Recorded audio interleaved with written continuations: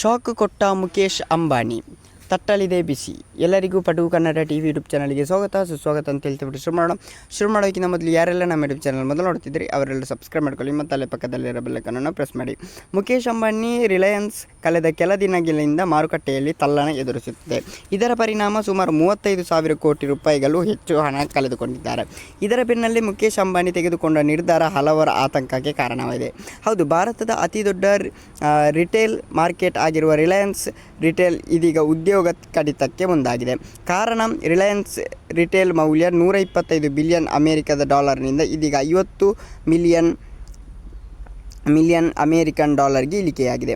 ಇಷ್ಟೇ ಅಲ್ಲ, ರಿಲಯನ್ಸ್ ಜಿಯೋ ಹಾಗೂ ಡಿಸ್ನಿ ಸ್ಟಾರ್ನಿಂದಲೂ ಉದ್ಯೋಗ ಕಡಿತ ಮಾಡಲಾಗುತ್ತಿದೆ. 2022ರಲ್ಲಿ ರಿಲಯನ್ಸ್ ರಿಟೇಲ್ ಆರ್ಥಿಕ ಸಂಪನ್ಮೂಲ ಕ್ರೋಢೀಕರಣದ ವೇಳೆ ಬ್ಲೂಮ್ಬರ್ಗ್ ಬಿಡುಗಡೆ ಮಾಡಿದ ವರದಿಯಲ್ಲಿ ರಿಲಯನ್ಸ್ ರಿಟೇಲ್ 125 ಬಿಲಿಯನ್ ಡಾಲರ್ ಮೌಲ್ಯ ಹೊಂದಿತ್ತು. ಆದರೆ ಇದೀಗ ಕೇವಲ 50 ಬಿಲಿಯನ್ಗೆ ಇಳಿಕೆಯಾಗಿದೆ. ಇದರ ಬೆನ್ನಲ್ಲೇ ಹೂಡಿಕೆದಾರರು ಮಹತ್ವದ ಸಭೆ ನಡೆಸಿದ್ದಾರೆ. ಈ ವೇಳೆ ತ್ವರಿತ ಕ್ರಮ ಕೈಗೊಳ್ಳುವಂತೆ ಸೂಚಿಸಿದ್ದಾರೆ. ಇದರ ಬೆನ್ನಲ್ಲೇ ಮುಖೇಶ್ ಅಂಬಾನಿ ಉದ್ಯೋಗ ಕಡಿತಕ್ಕೆ ಮುಂದಾಗಿದ್ದಾರೆ. ಮುಖೇಶ್ ಕೇವಲ 6 ಗಂಟೆಗಳಲ್ಲಿ 35,000 ರು ನಷ್ಟ. ರಿಲಯನ್ಸ್ ರಿಟೇಲ್ ಮಳಿಗೆ ವಿಸ್ತರಣೆ ಯೋಜನೆ ಕೈಬಿಟ್ಟಿದೆ ಅಂತಲೇ ಹೇಳ್ಬೋದು.